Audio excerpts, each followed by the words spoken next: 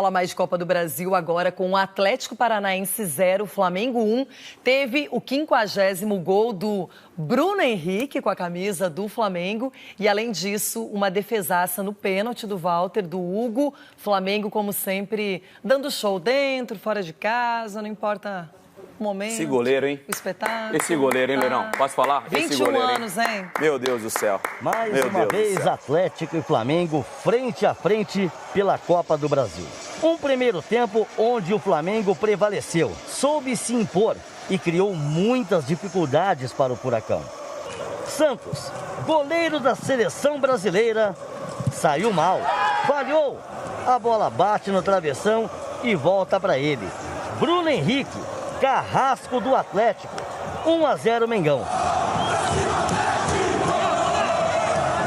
E o final do primeiro tempo foi do Atlético tentando pressionar o Flamengo.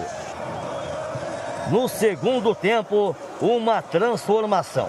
O Atlético volta bem melhor e começa a sufocar o Flamengo no seu campo de defesa. E o jogo também reservou um duelo especial e todo à parte.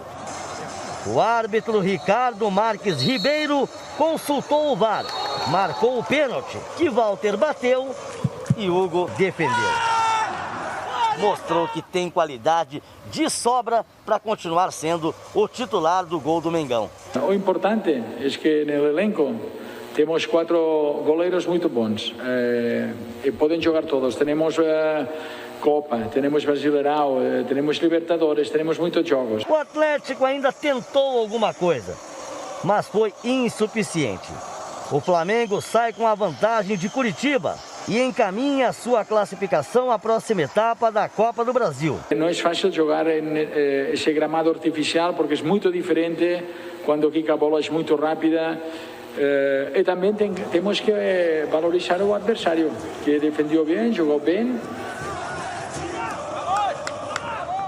Flamengo, a gente já esperava isso, teve aquele momento muito rápido de oscilação com a chegada do Domenech Torrent e as coisas foram sendo reorganizadas, se reestabelecendo e a gente vê que é uma equipe muito competitiva.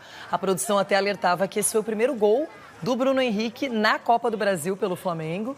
Ele não tinha ainda marcado nessa competição, conseguiu, a bola sobrou ali para ele, não perdeu tempo, eficiente, como sempre, ainda bem que não jogou contra o Inter, né? Aí que a gente olha e pensa, olha, tivemos sorte. Mas o Atlético Paranaense não vem bem no Brasileirão e na Copa do Brasil mostrou que, apesar de tentar uma reação no segundo tempo, até conseguir um pênalti, que foi desperdiçado pela defesa do goleiro, mostrou que vai ter que lutar muito, vai ter que remar muito para recuperar o prestígio do bom futebol. E o Flamengo, Denilson, voando, solto, daquele jeito. Bonito de ver, né? O Flamengo é gostoso ver o Flamengo. É bonito de ver quando não joga com o seu time, quando joga com os outros. Cara. Meu Deus do céu. Quando, por exemplo, ontem o Pedro fez um jogo discreto. Aí o Bruno Henrique brilha. Aí você vai no meio de campo, se o Gerson não joga bem, tem o Everton Ribeiro. Se o William não joga bem, tem o Thiago Maia. E assim por diante. Então, em cada jogo, em cada momento, você tem um jogador que acaba se destacando. O Flamengo é um time hoje a ser batido, né? A gente está lá no comecinho do Brasileiro, o Galo estava bem também, a gente tem que elogiar, mas o Flamengo, por causa do elenco de muita qualidade, porque entra um, sai outro, o time continua jogando no mesmo nível. E pelo lado do Atlético Paranaense, eu vou ficar com a declaração do Nicão pós-jogo, quando ele fala que é vergonhoso o que o clube vem passando. A situação do Atlético Paranaense. Um time que nos últimos anos tem usado... Os últimos anos já tem um bom tempo que usa o Sub-20, Sub-19 para disputar o estadual, para preparar o time principal para as outras competições. Estava dando resultado até a temporada passada, mas esse ano realmente é vergonhoso. Palavras do Nicão depois do jogo. O Atlético Paranaense até fez um ótimo jogo. Eu acho que até teve um pouco mais de posse de bola, possibilidade de marcar gols, mas aí tem um Neneca, o Hugo Souza, brilhando debaixo do gol, pegando muito. O pênalti mostra a confiança que ele está, porque o Walter é um jogador que finaliza muito bem, bateu forte no canto e ele foi e fez a defesa. E está jogando muito bem e merecidamente é o titular da posição. E por enquanto a gente vê que algumas características são estabelecidas, independentemente se ele vai poupar um ou outro atleta. Mas, por exemplo, na zaga, ontem ele já colocou o Noga junto com o Léo Pereira. Os laterais sempre os mesmos. A gente viu que nessa disputa momentânea entre o Diego Alves e o Hugo, ele ganhou e justificou em campo a escolha do treinador. E tem ali, a defesa, gente... Defesaço. 21 anos, tem personalidade. Olha aí. O pênalti aconteceu, né, Loirão? Eu não questionaria, eu marcaria. O pênalti aconteceu sem Agora, polêmica Denilson, nenhuma. Também a gente fala muito, claro, vai falar do Bruno Henrique, vai falar do Gerson, não tem como não, mas ele vem improvisando o Vitinho no lugar do Arrascaeta, que é um jogador difícil de ser substituído, porque é um dos melhores do elenco, mas tá usando o Vitinho. E a gente vê também que ali o Thiago Maia conquistou um lugar nesse meio-campo. O William Arão, que foi tão criticado com o Abel Braga, depois conquistou o seu espaço com o Jorge Jesus, mantém esse posicionamento. O Flamengo hoje ele tem uma espinha dorsal que funciona muito bem.